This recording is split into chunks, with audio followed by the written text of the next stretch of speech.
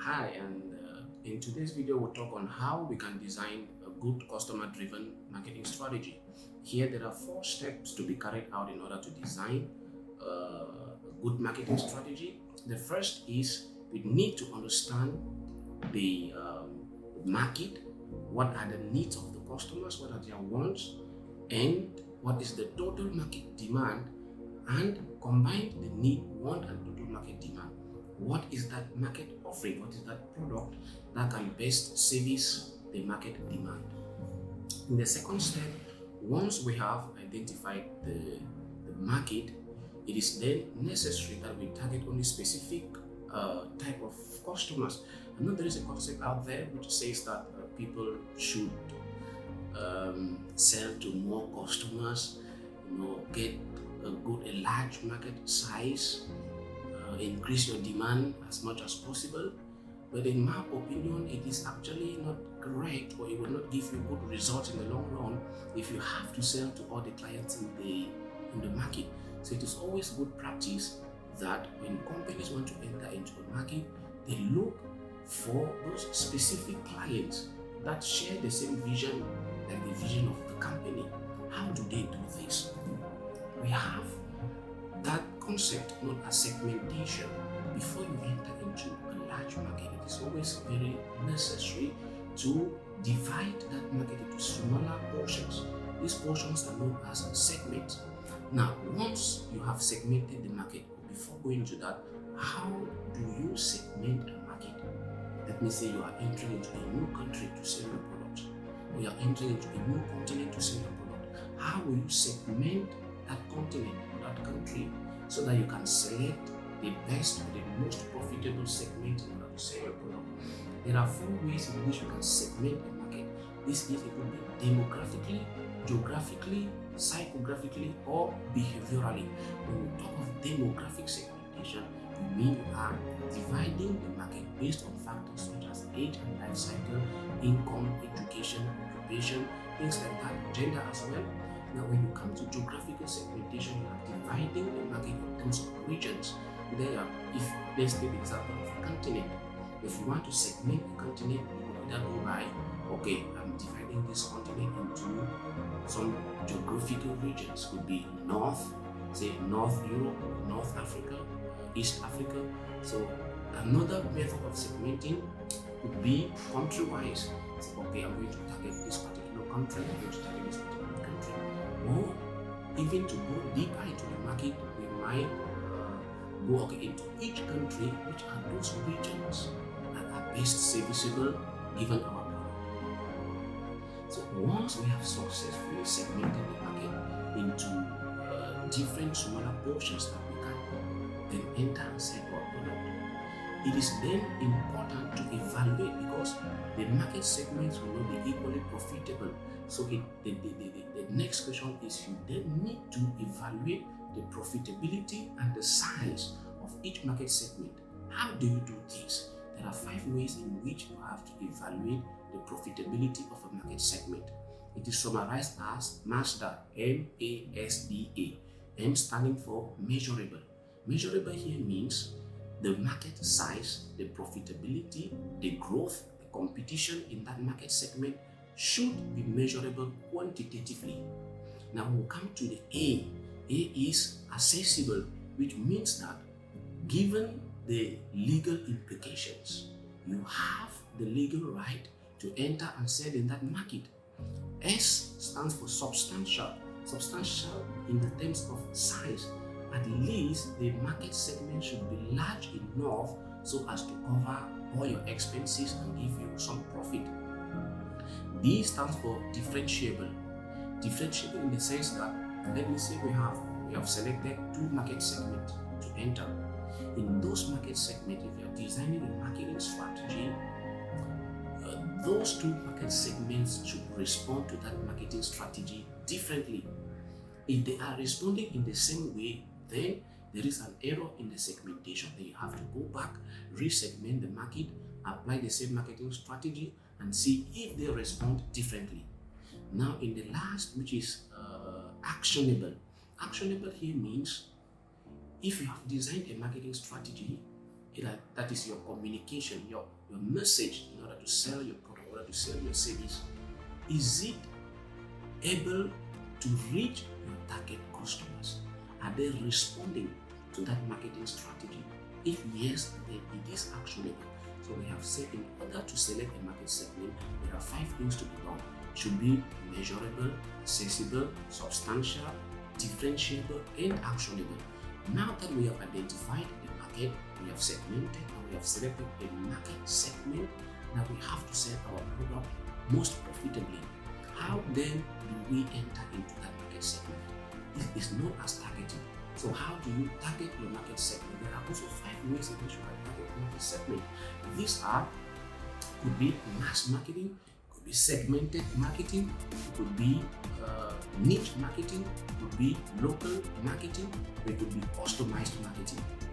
Now, when we talk of mass marketing, we'll take the example of a company that wants to enter into 4 different market segments. Now, these market segments could be regions, it could be countries, or it could be even continents. Now we have 4 different countries in which we want to enter and sell our product. So how, if we are using mass marketing, how do we enter into such a market? Here, the company, because if you are having like 4 different market segments, those market segments will have some differences and they will have some similarities. So if you are doing mass marketing, you are targeting the similarities between the different market segments.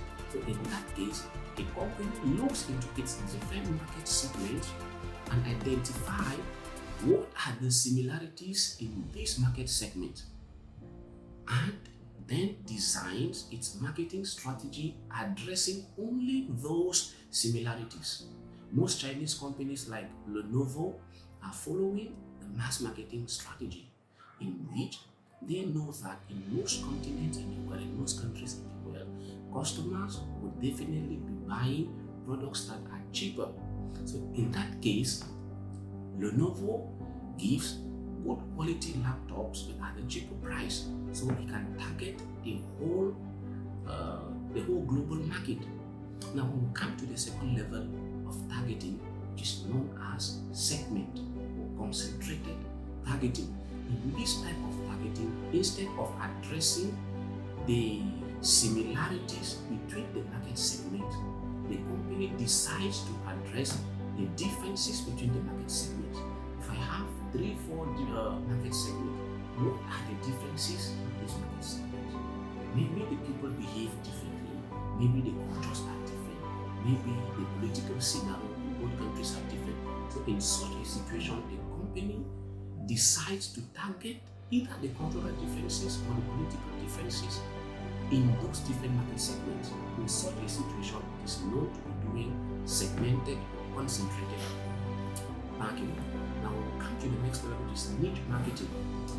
A niche is that concept in which a company prefers to go for a larger segment of a smaller market rather than going for a small market size, rather than going for a small market share in a large market. So in this kind of marketing, the market size becomes very small and very profitable. Now the 4th type of targeting, which would be local marketing. In this strategy, the company sells to its neighborhoods or to cities that are very close to it. And in the last one, as customized or one-to-one marketing, this concept is applied where that is the philosophy behind this concept is in each customer there is an individual, which means that the marketing strategy of the company is not to target the customers in each individual, it is to target the individual in each customer. What am I saying? I'm trying to say that when the company is following customized marketing, each customer is unique and has to be satisfied in a unique way, which means that the company does not have a very specific marketing strategy that applies to all the customers, but each customer has a specific marketing strategy. I think this is one of the best marketing strategies for a company that is just starting or that does not have great manufacturing equipment, that it can go with mass marketing. Okay, now that we have targeted our market, the next step in designing our customer-driven marketing strategy is to position our product in the market. So how can a product be positioned? Or again, what is product positioning? Positioning is simply that process of creating an image, a desired image about our product in the minds of the consumers.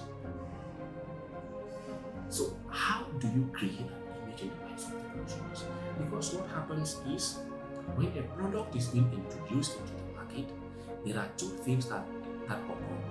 The customer perceives that product in their point of view, whereas the marketer wants them to perceive that product from a different point of view. So it actually creates some kind of some aspect of double positioning, which is actually an error.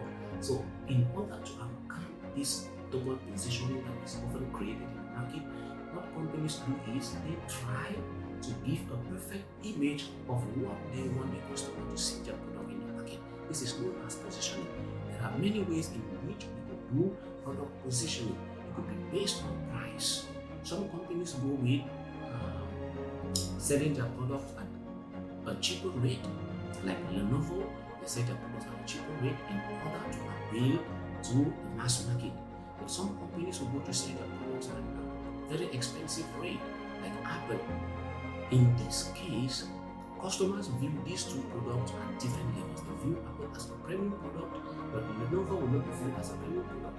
Even if they have the same features, they have the same characteristics, the same benefits, but just the fact that the prices are different, it is already creating different images in the minds of the customers.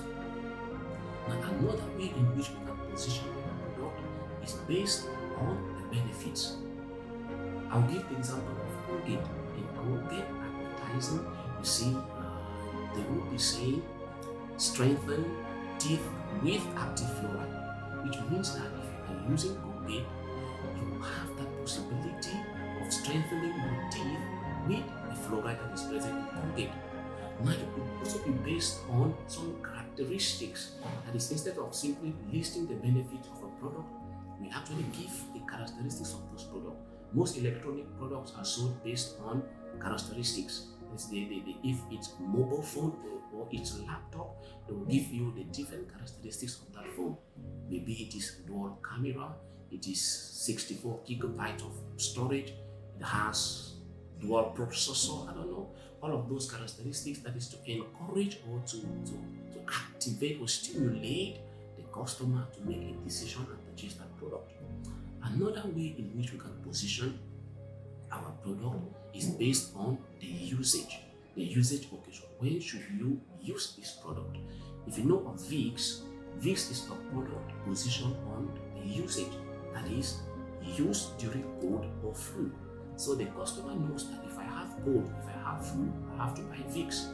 So it is positioned in that way. We could also position our product against competitors. Okay. Another way of positioning products could be based on the features. We have talked of characteristics, again we have talked of features. So there are so many ways in which you could position your product. Now, to summarize, in order to design a customer-driven marketing strategy, listen very carefully, a customer-driven marketing strategy. It is not just a marketing strategy, but a customer-driven marketing strategy. There are 4 things to be done. Firstly, you need to understand the marketplace. The marketplace in terms of needs, wants, demand, and which type of product can we provide that is going to satisfy the customer need. It is all about what the customer needs. It is not just being innovative in the market, it is satisfying the customer need. After we have identified the market, the second step is segmentation. And we say we can segment the market in 4 different ways: demographically, geographically, psychographically, and behaviorally. After segmenting, we You have to select the market segment. This can be done in 5 ways. It should be measurable, accessible, substantial, differentiable, and actionable. After we've selected the market segment, we then have to target that market segment. This can be done also in 5 ways, which is mass marketing, segmented marketing, niche marketing, local marketing, or concentrated marketing. After the market has been targeted, it is then time for you to position your product in the minds of the consumer to give you a favorable advantage over your competitors. This can also be done in so many ways, be it price against competitors, benefit, characteristics, usage occasion, and so on. So it is very important to note that our marketing strategy is designed to give us an unfair advantage against our competitors. So as such, it is always good practice to start from the customers. What do the customers need and how can they meet things?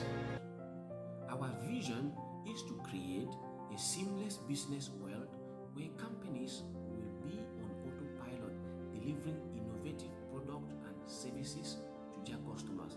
How do we intend to achieve this? We intend to achieve this by empowering young entrepreneurs like you.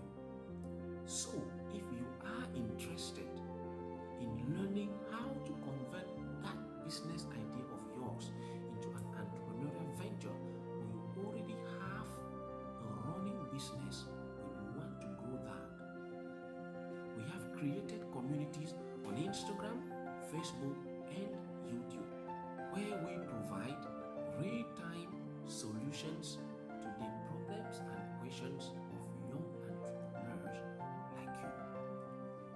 And the most interesting part of it is that it is completely free to join any of our communities.